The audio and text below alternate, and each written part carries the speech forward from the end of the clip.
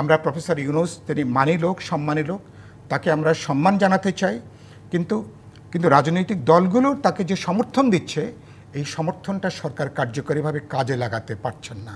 সামনে জাতীয় ঐক্য থেকে আমরা কতখানি দূরে আছি, কিংবা যেই ধরনের সম্ভাবনা প্রত্যাশা আসলে আমরা করছি, কিংবা পুরো দেশ রাজনৈতিক দল সবাই এখন করছে, সেটি পুরোপুরি কি আসলে নির্ভর করছে মোহাম্মদ ইউনূস এবং তারেক রহমানের উপরে? সেই সম্ভাবনা কতখানি? আমি মনে করি এই বৈঠকে প্রধান স্টেকটা হচ্ছে সরকার প্রধানের। তিনি কি কি জিনিস তিনি অফার করবেন জনাব তারেক রহমান, বিরোধী দল, কারণ তিনি বিএনপির আকাঙ্ক্ষাটা জানেন, দাবিগুলো জানেন, রাজনৈতিক দল জনগণের আকাঙ্ক্ষা প্রত্যাশাটা তিনি জানেন। তো এগুলো বিবেচনার মধ্যে রেখে আমরা বলেছি আমরা বিচারের প্রশ্নে বলেছি, সংস্কারে বা আমাদের অঙ্গীকারটা আমরা বলেছি, বাকিটা নির্বাচনের কথাটাও আমরা সেখানে বলেছি। কিন্তু একই সাথে আমি মনে করি যে তিনি নিজেও তো ঈদের আগের দিন বক্তৃতা বললেন না, তার প্রধান 3টা ম্যান্ডেট: বিচার, সংস্কার এবং নির্বাচন। তো নির্বাচনটা তিনি যদি একটা উৎসব মুখর পরিবেশ যদি করে বেরিয়ে যেতে পারেন, তাকে নিশ্চয়ই আমরা এর ডাবল প্লাস দিতে কিন্তু আমার কোনো আপত্তি থাকবে না।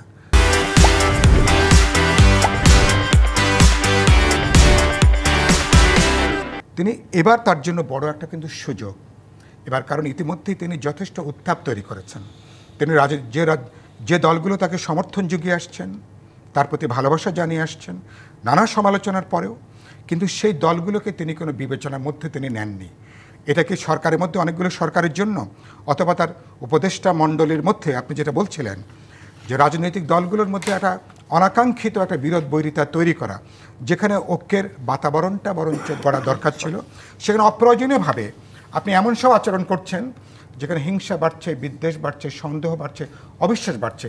আপনার বন্দর নিয়ে তো আপনার তো এখন তো আপনার উঠে পড়ে লাগার কোনো প্রশ্ন নেই।